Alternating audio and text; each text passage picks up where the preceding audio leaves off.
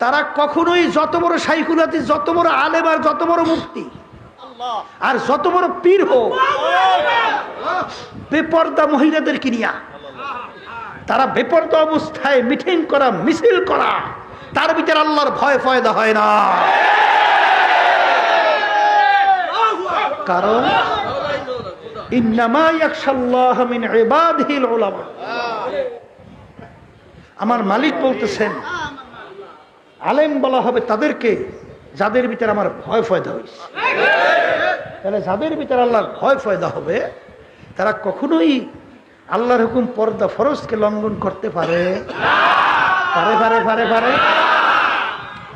তাহলে বুঝতে হবে আলেম হইলেই হবে না, শাইখুল হাদিস দাবি করলেই হবে না, মুফতি দাবি করলেই হবে না, মুহাদ্দিস দাবি করলেই হবে না। এই সিলসিলাওয়ার এই নায়েব রাসূল হলো তারাই যাদের ভিতরে আল্লাহর ভয় ফয়দা হবে। তাদেরকে দুনিয়ার কোনো মোহ, দুনিয়ার কোনো ক্ষমতা, দুনিয়ার কোনো সম্মান তাদেরকে গ্রাস করতে পারবে না। আল্লাহ রাসূল সাল্লাল্লাহু আলাইহি ওয়াসাল্লাম বলেন শেষ যুগের মধ্যে ঈমানদারদের ঈমানের উপরে মজবুত থাকা এত কষ্ট হবে, এত কষ্ট হবে। জ্বলন্ত একটা আগুনের আংটা কয়লা হাতের মুঠার ভিতরে রাখতে যত কষ্ট হবে তার চেয়েও বেশি কষ্ট হবে ঈমানদারদের ঈমানের উপরে মজবুত থাকা। তাহলে ব্যাপারটা যত সহজ মনে করেন বলি, অত সহজ তো না বাজান, ব্যাপার তো বড় কঠিন। কারণ আল্লাহ রাসূল সাল্লাল্লাহু আলাইহি ওয়াসাল্লাম কি বলছিলেন? হুব্বুদ দুনিয়া রাসু কুল্লি খাতিয়াতিন, সমস্ত গুনার মূলই হলো দুনিয়ার মোহ। দুনিয়ার সম্মানের মহব্বত, দুনিয়ার সম্পদের মহব্বত, গাড়ি বাড়ির মহব্বত, টাকার মহব্বত, ক্ষমতার মহব্বত, সম্মানের পদের মহব্বত, এইটা হলো সমস্ত গুনার মূল। কথা ঠিক কিনা? মানে কিন্তু বর্তমানে বর্তমানে বর্তমানে তামাম দুনিয়ার ভিতরে ভেজাল যুক্ত ঈমান এক শ্রেণী বর্তমানে বের হয়েছে, তারা ইমাম মুরব্বি মানতে চায় না। তারা নাকি বলে আমরা আহলে হাদিস, বলে না? তাহলে আহলে হাদিস যদি বলে তাহলে আহলে কোরআন আবার কারা? আলাদা হয়ে যায় না? যখন আহলে হাদিস বলবে তখন আহলে কোরআন আলাদা হয়ে যায় না? তখন আবার আর এক দল বাইরে না আহলে কোরআন বাইরে কি বাইরে না? তাহলে আমরা কি শুধু হাদিসে আমল করব না কোরআনে আমল করা লাগবে? এবং কোরআন হাদিস থেকে যেটা আসে ইজমাতে আসে আমল করা লাগবে। এখন বাজানদেরকে বলি শুনেন, উল্লেখযোগ্য 4 জন ইমাম আছে না? নাম শুনছেন না? একজন হলো ইমামুল আজম আবু হানিফা রহমাতুল্লাহি আলাইহি, নাম শুনছেন? আর একজন হলেন ইমাম শাফি রহমাতুল্লাহি আলাইহি, নাম শুনছেন? আর একজন হলো ইমাম মালিক রহমাতুল্লাহি আলাইহি, নাম শুনছেন? আর একজন হলো আহমদ ইবনে হাম্বল রহমাতুল্লাহি আলাইহি, নাম শুনছেন? শুনছেন কি শুনেন নাই? এই 4 জন ইমাম উল্লেখযোগ্য প্রসিদ্ধ। কথা ঠিক আছে? এই 4 জন ইমামের মধ্যে একজন হলেন তাবিঈ। ওকে আলহামদুলিল্লাহ কয়টা? তা তাবিঈর কথা কি বলছিলাম? যারা সাহাবায়ে কেরামদেরকে দেখছে। এই 4 ইমামের ভিতরে সাহাবায়ে কেরামদের দেখছে কে? 4 ইমামের ভিতরে কে একজন দেখছে? বলে ইমামুল আজম আবু হানিফা রহমাতুল্লাহি আলাইহি। কথা ঠিক আছে তো? এখন ইমামুল আজম আবু হানিফা রহমাতুল্লাহি আলাইহি তিনি সরাসরি সাহাবায়ে কেরামদের আমল দেখছে যে কোনটা নেক আমল। কথা ঠিক আছে? তারা আবার শিখাইছেন তাবিঈনদেরকে।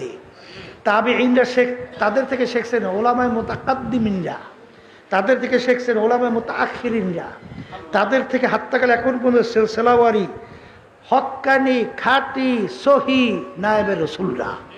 আর হক্কানি খাঁটি সহি নায়েবে রাসূল কারা? আল্লাহ বলতেছেন ইন্নামা ইয়াখশাল্লাহা মিন ইবাদিহিল উলামা।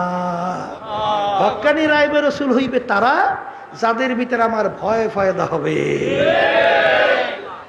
যাদের ভিতরে আল্লাহর ভয় ফয়দা হবে। তারা কখনোই আল্লাহর হুকুমে বিরুদ্ধাচরণ করতে পারবে না। এই আবুল ফজল ফয়েজের নাম শুনছেন? শুনছেন? বাদশাহ আকবরের সময় ওই জামানার ভিতরে সবচেয়ে বড় জানুই না পাণ্ডিত ছিল আবুল ফজল ফয়েজ। এত বড় জানুই না পাণ্ডিত, বুঝেন না? কোরআনুল কারীমের নোক্তা ছাড়া যে হরফগুলো আছে, নোক্তাওয়ালা হরফ ব্যবহারই করে নাই। নোক্তা ছাড়া হরফ দিয়া 30 পারা কোরআনুল কারীমের তাফসীর লেখছে। বর্তমানে জানুই না পাণ্ডিত বা নাই নাই, কথা বলছেন? এত বড় জানুন না পাণ্ডিত। কিন্তু বাদশাহ আকবর দ্বীনে ইলাহি নাম দিয়েছিল, একটা ধর্মের নাম আলাদা। দ্বীনে ইলাহিটা কি? কোন ধর্ম, মুসলমান, হিন্দু, বৌদ্ধ, খ্রিস্টান আলাদা আলাদা থাকতে পারবে না, সব একত্রিত হইয়া তার নাম হলো দ্বীনে ইলাহি। নাউজুবিল্লাহ করেন। আর আল্লাহ বলছেন ইন্না দীনা ইনদাল্লাহিল ইসলাম। আচ্ছা, পাইলাম। ওই সময় এই আবুল ফজল ফয়েজির মতো এই শ্রেণীরা তখন বাদশাহ আকবরের পক্ষে তখন জায়েজ ফতুয়া দাঁড় করছিল, বৈধ বৈধ বৈধ। বর্তমানে আমাদের দেশের মধ্যে এক শ্রেণীর তারাও জায়েজ ফতুয়া আদার করে না, আসতে বলে আছে না নাই? এই জন্য ওই সময় মুসাদ্দেদ আল ফেসানি রহমতুল্লাহ আলাইহি হকের পক্ষে আওয়াজ তুলছিলেন। আর বাদশাহ আকবর যখন মিটিং ডাকছিল, বিরাট পরিসরে মিটিং, আর মুসাদ্দেদ আল ফেসানি রহমতুল্লাহ আলাইহি হকের পক্ষে মিটিং ডাকছে ছোট্ট, কারণ সব তো ওদিকে ঝোঁক। ইমানি পরীক্ষা কিন্তু 2026-এ জাতীয় নির্বাচনে হয়ে গেছে। ইসলামের পক্ষে বাক্স কিন্তু একটাই ছিল, তখন কিন্তু ইমানি পরীক্ষা একটা কিন্তু হয়ে গেছে, হয়েছে না? তখন কত ধরনের ফতুয়া, কত ধরনের কালো কৌশল, কত ধরনের কথা কাবার বেরিয়েছে না? কিয়ামত পর্যন্ত বাইরে থাকবে। এই কম হওয়া, লোক পর্যাপ্ত কম হওয়া, এটা হকের কোনো পরিচয় আলামত বা বেহাকের কোনো পরিচয়? হ্যাঁ, তাহলে নূহ আলাইহিস সালাম প্রায় 950 বছর দায়িত্ব পালন করছে দাওয়াতের। উম্মত পাইছে কয়জন? 80 নিচে, 80 নিচে। দাওয়াত দেশে কয় বছর? এরা 950 বছর। তাতে আল্লাহর নবীর নবুয়তি গেছে না? যায় না? কোনো সমস্যা? তাইলে আধিক্যতার উপরে কোনো হকের মাপকাঠি না। আপনার দেখতে হবে কোরআন এবং হাদিসের কষ্টি পাথরে ঘষা দিয়া যে কোরআন এবং হাদিসের সঙ্গে কোনটা মেলে। সে যত কম হোক আমি তার পক্ষে থাকবো, এইটা আমাদের দায়িত্ব, কর্তব্য। কি হবে না হবে? আল্লাহ রাসূল সাল্লাল্লাহু আলাইহি ওয়াসাল্লাম বলছেন, ইমানদারদের ইমানের উপরে মজবুত থাকে এত কষ্ট হবে, জ্বলন্ত একটা আগুনের আংটা হাতে রাখতে যত কষ্ট হয় তার চেয়েও বেশি।